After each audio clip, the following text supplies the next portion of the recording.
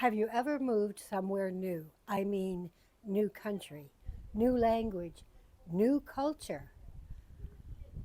And you're excited and you can't wait to begin your new life. And then it dawns on you you are not going to have one friend. You're not going to know anybody. Well, that was me back in 1989. I was moving to Greece with my new Greek husband, starting a new life, and I was really excited. Um, a new adventure ahead of me. I had realized I would have issues because I don't speak the language. I didn't know the culture. And then there was the money. We were still on drachmas back then. So that was an issue. But the one thing I didn't account for was not knowing anybody here. I was 42 years old, so I had no school age children. I didn't work because I didn't speak the language, so I couldn't work. And then add to that, my husband was traveling a lot still at the time. So in those beginning months, I was here all alone. It dawned on me here I was, a foreigner in a foreign country without a single friend. A real pickle, you might say. When I look back now on that time, it was actually a good thing that Vasilis was away and traveling, as I was free. I was free to wander and discover Athens all on my own, which was a great deal of fun. I, um, I found Athena Street, which is a street that goes from Ammonia down to Monastiriki, and it's full of wonderful things, the best being the market, Agora, the outside market of vegetables and fruits. It was just magic to me. I'd never seen anything like that. And then just down from there is Evripidou. Evripidou Street is all one side of it is full of spice and herb shops. Oh my God, it was like going into Aladdin's cave or something. And then down to Monastiriki, of course, going through Plaka and Monastiriki and seeing those quaint old shops. It was just enchanting. I loved every bit of it. But then there would come a time I would sit down to have a cold drink and sitting at the cafe, reveling in all I'd done for the day, my eyes would wander and I would see a table of ladies sitting together, talking and laughing, and a shadow would come over me because it brought home the fact that I didn't have any friends and I didn't have any way to meet friends. The language barrier was huge. It was, for me, it was like a huge wall with me on the outside looking in. Because I would see those ladies, and in my head, I would be saying, oh, I knew if you got to know me, you would like me, but I just don't know how to get to know you. So I really knew something had to change.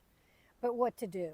I was 42 years old, didn't speak the language, didn't look like a local, so I didn't blend in, what with my blonde hair and Vero Beach wardrobe.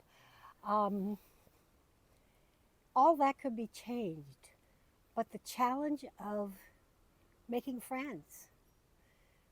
In truth, I was a foreigner in a foreign country without a single friend. Something had to change. I was feeling really sad and really lonely, and I knew I had to take some action, but I just didn't know what. So one day when I was in Athens, I stopped and bought a copy of the Athens News. At that time, it was a really great little English language Greek newspaper. So I took that and I went to my cafe, alone, of course, again, and sat down looking through the newspaper. And I saw a little, not an advertisement, but a little announcement of some happening in the Episcopal Church or Methodist, don't remember what, but it was not Orthodox. And I thought, oh, that's a venue you hadn't thought of yet. Why not try church? You're bound to meet some English speakers because it's not an Orthodox church. Uh, so let's give it a try. So I did. Got dressed up, went to the church in hopes of meeting somebody. And indeed, I did. I met an American woman. She was about my age, and she and her husband, who was Greek, invited me to lunch after church. So I went, and she was just delightful. We never met again after that, but and I don't remember her name, but I remember she was very kind and very nice. But she told me about AWOG. AWOG is American Women of Greece. She said, "You ought to try it." She said, "It's all American women, so give it a go." So I did. I checked to see when was their next monthly meeting, and I showed up, and I had a very welcome reception. The women were very lovely, but these were not my women. These were diplomats, ambassadors' wives. Um, yeah, so as nice as they were, that just was not my vibe. And I have to admit, I didn't go back a second time. But here I was now back at square one. I tried the church and that didn't work. Now I tried the club and that didn't work. What to do? Well, the next thing that came up was I was able to start at the Athens Center, which is a Greek language school up in Pagrati. And I went and I did. I met a lot of nice people, but I really connected with a girl named Maureen. Now, Maureen, she caught my attention when they went around asking where you're from, and she was such an international mix. She couldn't tell where she was from. Her father was Dutch from Jakarta. Her mother was Swiss. She happened to have been born in, I think, Alabama or Texas. Her father was with an oil company. Grew up in England. So, yeah, she was a real international soul. But we made a nice connection. And we were friends for a lot of years. And then she moved back to the UK. And I'm still kind of alone. Then what happened was I bought myself a computer. We were out here on the island then, and so long ago that was the PC computer. And I had to put it together myself, which I don't know how I managed, but I did. And I got online and I joined Facebook. Well, that just opened my whole world. Now I had connections back to America. I had connections to Maureen in the UK. And I found the Foreign Women of Greece group, or Foreign Girls of Greece, can't remember which it is, group on Facebook. And I joined them. And I also joined a couple other groups, which were great connections. You know, it's digital connections, but it's still connecting to real people. One of them was a metalsmith group, which plays a role. And that was very timely because I had just started making sterling silver jewelry and I had an Etsy shop. So one day I get a message from Maureen, not international Maureen, but this was Canadian Maureen. And she introduced herself as working with Nine Lives Cat Charity. And they had an upcoming bazaar. And she had noticed on my page that I love cats and that I make jewelry. And she was admiring my jewelry. She said, "We're going to have an auction. Would you care to donate something to the auction?" Oh, I was more than happy to do it. And she said, "Why don't we meet for coffee?" So I told her my favorite cafe, and we met up there for coffee. Well, it was wonderful. We sat and talked for a couple hours. And just like that, I had another friend. Then she suggested, "Why don't you come work at the bazaar? You could run the auction. It's a Chinese auction. It's a little odd thing, a little different." So I said, "Yeah, sure, I'd love that." Now, coincidentally, about the same time, via internet, I met a girl named Linda, and Linda was a jewelry artist. a metalsmith like myself, but way beyond me and my capabilities. And she lived in North Carolina. So I've been watching her work for a while and admiring it. And she's such an exacting technician.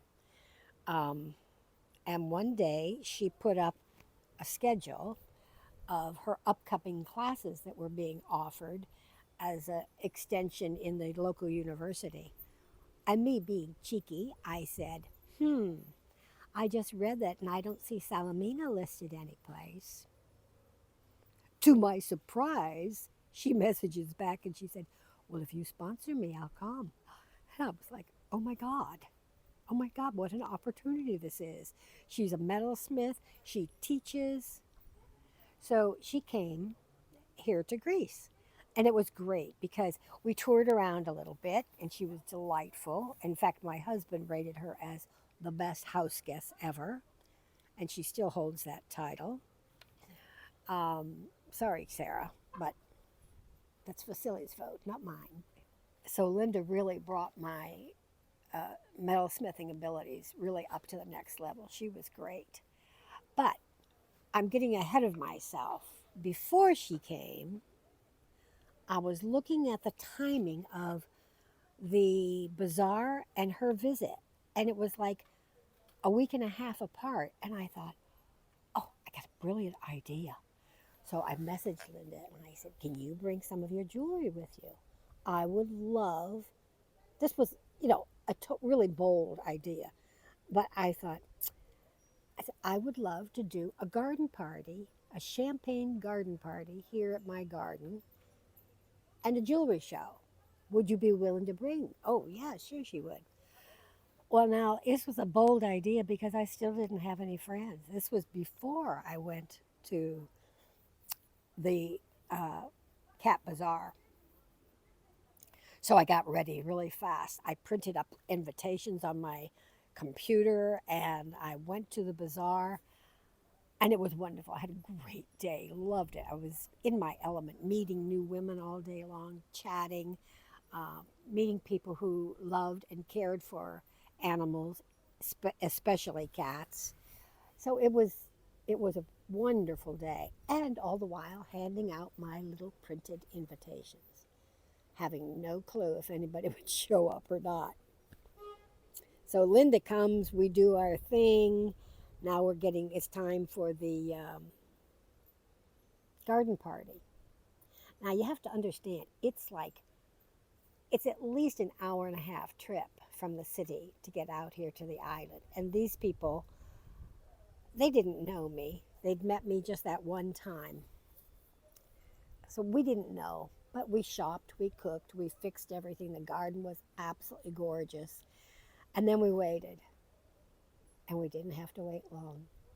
Before long, here came a car, here came another car, and another car. And before you know it, my garden was just filled with happy, chattering women. And we drank champagne, we talked, we got to know each other. They bought jewelry, Linda's jewelry, my jewelry. And it was just a really great day. But it was more than that. This group of women who came all the way out here to my garden party became the nucleus of my group of friends here in Greece.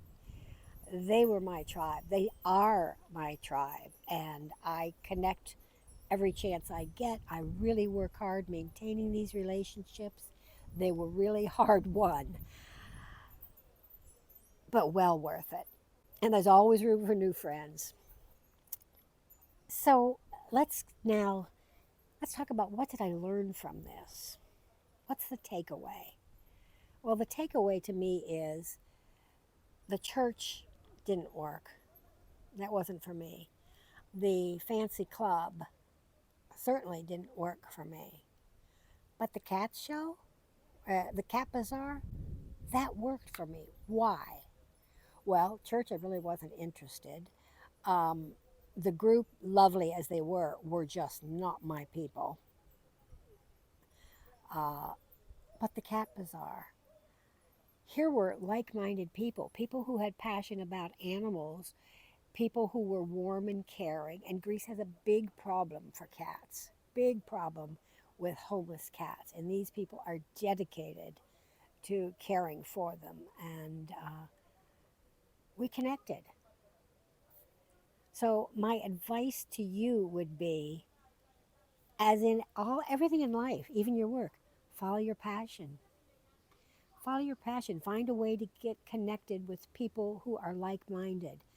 Are you a big reader? Join a book club. Now things are so much easier because of the internet. You can make these connections because of Facebook, because of Instagram. Um, it's just wonderful. So work at it. Take your time. Find where is your interest, and immerse yourself in that. Volunteer. Volunteering is a great way. You give, but you get back much more. If you get an invitation, go.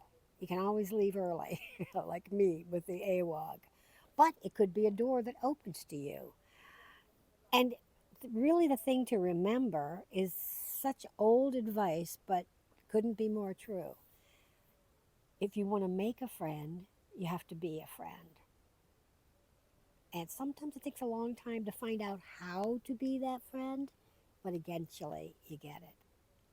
So I'd love for you to try some of these things and let me know if you've ever had the same experiences, and if you do try any of these, how do they work for you? That's it for today. See you next week, and ciao for now.